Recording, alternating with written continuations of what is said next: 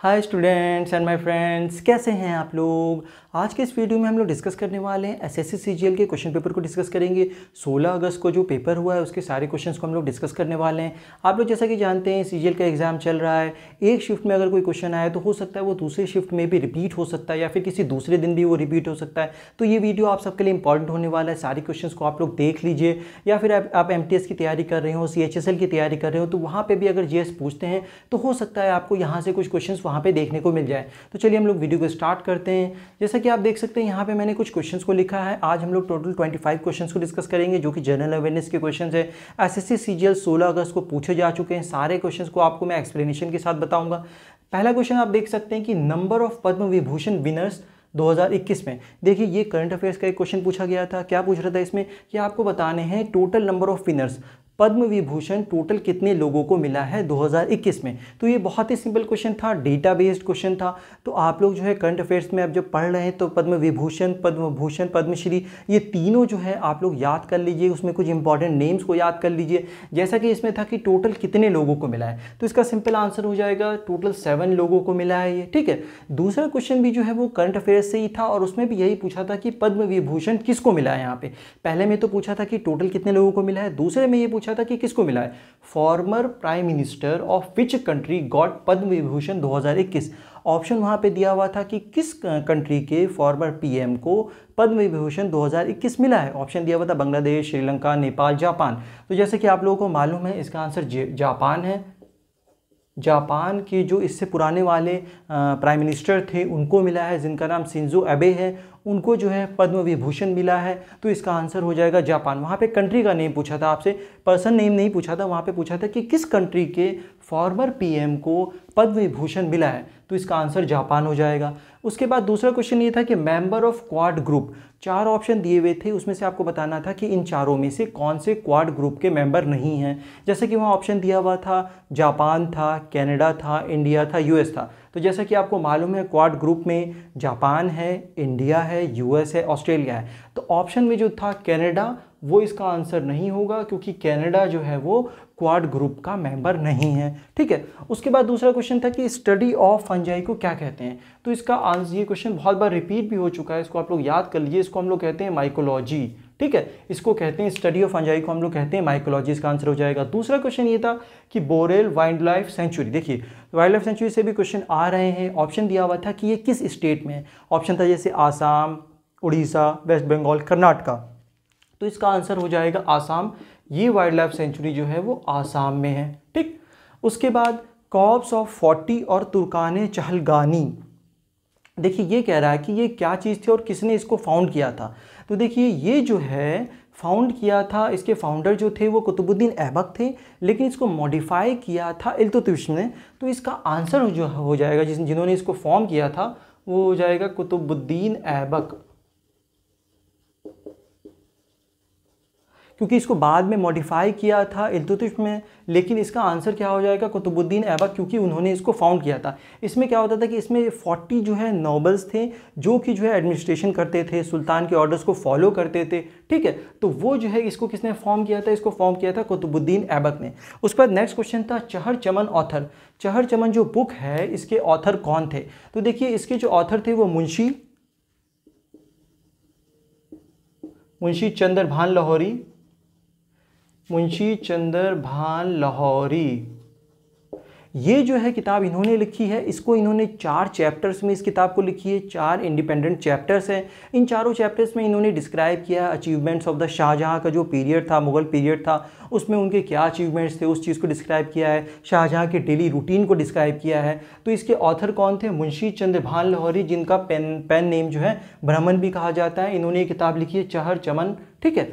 उसके बाद next question था डी ब्लॉक केमिस्ट्री से एक क्वेश्चन था कि डी ब्लॉक एलिमेंट किस ग्रुप्स में होते हैं। तो देखिए ग्रुप 3 से लेके ग्रुप 12 तक के जो एलिमेंट्स आते हैं उसको हम लोग डी ब्लॉक एलिमेंट्स कहते हैं।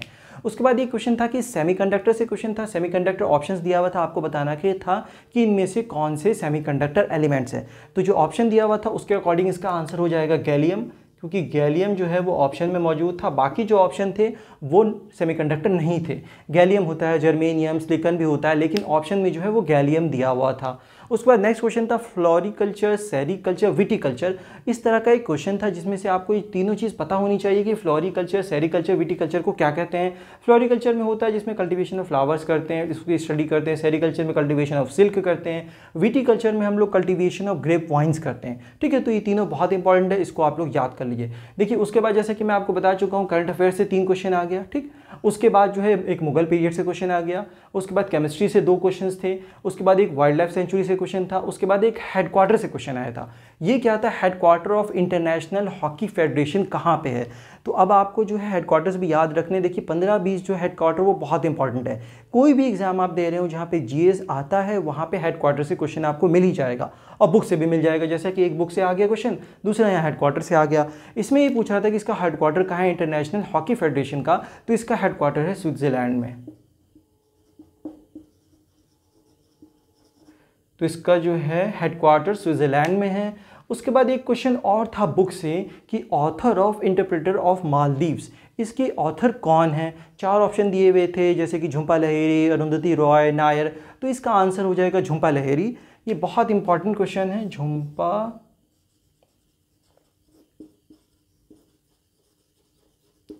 लाहिरी ये बहुत ही फेमस ऑथर हैं, ये अमेरिकन राइटर हैं, ये इंडियन ओरिजिन की, बंगाली जो हैं ये जो है इनका बंगाल से ओरिजिन है, और ये अमेरिकन ऑथर है। इन्होंने बहुत फेमस किताब लिखी है, इनकी बुक्स के लिए इनको जो है पुलित्ज़र प्राइज़ भी मिला है। तो जो ऐसे बुक्स के इंडियन ऑथर के या इंडियन ओरिजिन के जो ऑथर्स हैं जिनको बड़े बड़े प्राइज़ मिल चुके हैं, वो वैसे ही बहुत इंपॉर्टेंट हो जाते हैं। जैसे कि झुंपा लाहिरी की जो बुक्स हैं उसको आप लोग याद कर लीजिए, द नेम से इन्होंने लिखी है। उसके बाद द इंटरप्रेटर ऑफ मालदीव्स इन्होंने लिखी है, और उसके बाद अरुंधति रॉय की कुछ इंपॉर्टेंट बुक्स हैं, उसको आप लोग याद कर लीजिए। तो यहाँ पे आप लोगों को 2 क्वेश्चन मिल गए बुक से।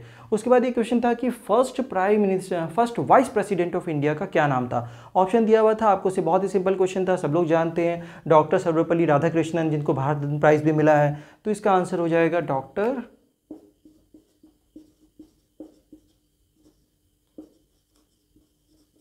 डॉक्टर सर्वपल्ली राधाकृष्णन। ठीक है, तो ये हो जाएगा इसका आंसर। डॉक्टर सर्वपल्ली राधाकृष्णन जी जो हैं ये first vice president of India थे। उसके बाद ये क्वेश्चन था म्यूजिकल इंस्ट्रूमेंट से, जिसको पोनु योक्सी कहा जाता है। पोनु योक्सी जो है ये किस स्टेट से रिलेटेड है, क्वेश्चन में ये दिया हुआ था। ये एक इंस्ट्रूमेंट है जिसको सेरेमनी के टाइम पे पिरिस लोग जो है इसको यूज़ करते हैं, इसको बजाते हैं। तो ये किस स्टेट से रिलेटेड है, ऑप्शन दिए हुए थे आपको, डिफरेंट स्टेट्स के नाम दिए हुए थे इंडियन स्टेट्स के। तो ये जो है अरुणाचल प्रदेश में जो है यूज़ किया जाता है, अरुणाचल प्रदेश। ठीक, उसके बाद नेक्स्ट क्वेश्चन था कि age of consent act passed. ये एज ऑफ कंसेंट एक्ट कब पास हुआ था। पहले तो आपको ये पता होना चाहिए कि ये एक्ट है क्या चीज़। तो ये देखिए ये एक्ट वो एक्ट है जिसमें 10 साल से जो है बढ़ा के 12 साल कर दिया गया था। मतलब ये कि 10 साल से अगर कम किसी एज के साथ में अगर किसी भी फीमेल के साथ में किसी भी तरीके का सेक्सुअल इंटरकोर्स होता है तो वो इलीगल है, वो जो है रेप की कैटेगरी में चला जाएगा। उसकी एज को 10 साल से बढ़ा के 12 साल कर दिया गया था। तो ये पास हुआ था 1891 में। Consent of age of consent act passed in 1891, जिसमें 10 साल से एज को बढ़ा के 12 साल कर दिया गया था। अगर 12 साल से किसी भी फीमेल के साथ में अगर किसी भी तरीके का सेक्सुअल इंटरकोर्स होता है तो वो जो है रेप की कैटेगरी में चला जाएगा, वो वायलेशन हो जाएगा लॉ का और वो इलीगल हो जाएगा। ठीक है, उसके बाद एक क्वेश्चन था कि confluence of the Sankh and south Koel rivers. Orissa की 2 रिवर के बारे में था क्वेश्चन कि इन दोनों का जहाँ पे मिलती है, जहाँ पे संगम होता है संख एंड साउथ कोयल रिवर का, उस रिवर को क्या कहते हैं। तो उसके बाद जो रिवर बनती है, ऑप्शन दिए हुए थे, उसकी रिवर को कहते हैं ब्राह्मणी। ठीक है, संख एंड साउथ कोयल रिवर्स के संगम के बाद जो रिवर बनती है उसको हम लोग कहते हैं ब्राह्मणी। उसके बाद नेक्स्ट क्वेश्चन देखिए, डे से क्वेश्चन आ गया कि हिंदी दिवस जो है वो कब सेलिब्रेट किया जाता है। तो बहुत ही सिंपल क्वेश्चन था, इसका आंसर हो जाएगा 14 सितंबर। ये आप लोग याद कर लीजिए सब लोग। डे से क्वेश्चन भी आ जाता है, डे से क्वेश्चन मिलना है आपको, कंफर्म है। ठीक है, उसके बाद एक क्वेश्चन था जो कि पुराना क्वेश्चन था, 2020 ऑस्ट्रेलियन ओपन सिंगल्स विनर कौन थी। वुमेन कैटेगरी में सिंगल की विनर कौन थी। तो इसका आंसर हो जाएगा सोफिया केनिन।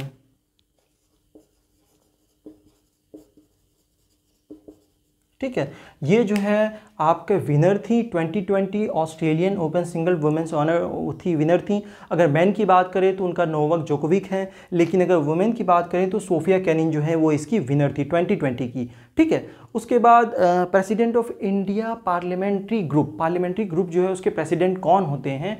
तो इंडियन पार्लियामेंट्री ग्रुप के जो प्रेसिडेंट होते हैं वो होते हैं स्पीकर ऑफ द लोकसभा। ये क्या हो जाएगा इसका आंसर? इसका आंसर हो जाएगा स्पीकर ऑफ लोकसभा। ऑप्शन दिया हुआ था, आपको इस पर टिक कर देना था, स्पीकर ऑफ लोकसभा।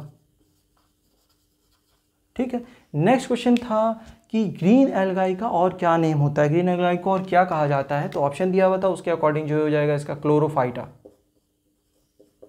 ठीक, उसके बाद एक नेक्स्ट क्वेश्चन था कि लाइट कॉम्बैक्ट एयरक्राफ्ट तेजस जो है डिफेंस मिनिस्ट्री ने किसको जो है ये जो है अप्रूव किया है, कौन इसको मैन्युफैक्चर करेगा? लाइट कॉम्बैट एयरक्राफ्ट तेजस को कौन मैन्युफैक्चर करेगा?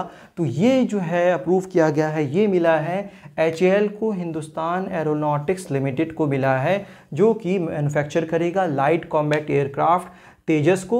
ये किसने, डिफेंस मिनिस्ट्री ने ये किसको दिया है? HAL को दिया हुआ। ऑप्शन में DRDO था और भी डिफरेंट दिए हुए थे, लेकिन इसको मैन्युफैक्चर कौन करेंगे? HAL मैन्युफैक्चर करेंगे। उसके बाद एक क्वेश्चन था जैसे कि महात्मा गांधी जी की जो समाधि है उसको हम लोग राजघाट कहते हैं। सिमिलरली लाल बहादुर शास्त्री जी की जो समाधि है जहाँ पे वो उनका क्रिमेशन हुआ है उसको क्या कहते हैं? तो उसको कहते हैं विजय घाट।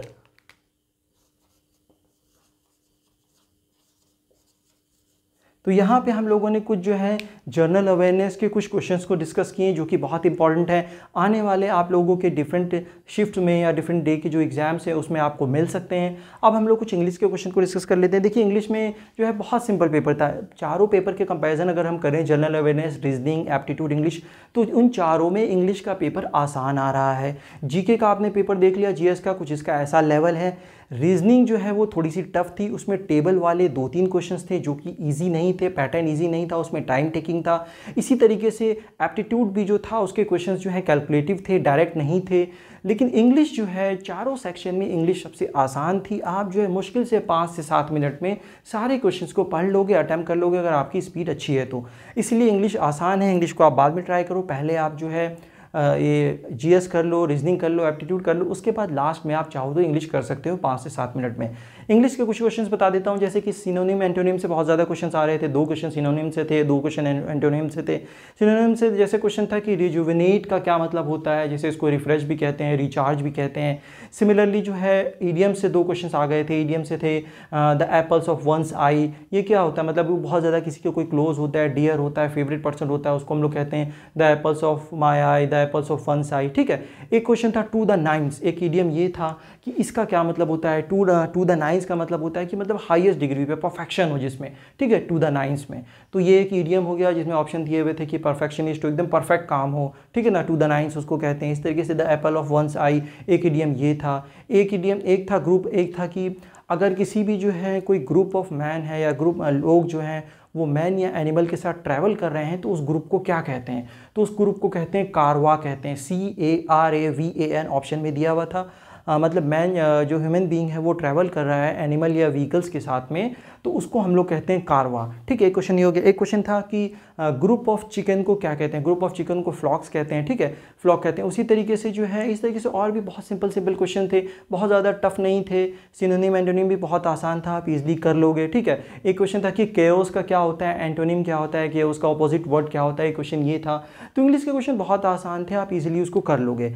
तो आप लोग जो है फोकस करो रीजनिंग और एप्टीट्यूड पे, स्पीड बनाओ। रीजनिंग में जो क्वेश्चन आ रहे हैं वो टेबल वाले जो क्वेश्चन आ रहे हैं जिसमें टेबल आपको कंप्लीट करनी होती है, मिसिंग नंबर जो होता है टेबल में, वो थोड़ा सा टाइम टेकिंग है, वो थोड़ा सा जो है टिपिकल उसका कॉम्बिनेशन आ रहा है तो उसमें टाइम लग जा रहा है। उसके बाद जो है अल्फ़ाबेट से क्वेश्चंस थे, बहुत सारे सीक्वेंस से क्वेश्चंस थे। उसके बाद एप्टीट्यूड में जो क्वेश्चंस थे उसमें ज्योमेट्री से भी क्वेश्चन था, ट्राइंगल से एक क्वेश्चन आया था, ट्रिग्नोमेट्री से 2 क्वेश्चंस थे।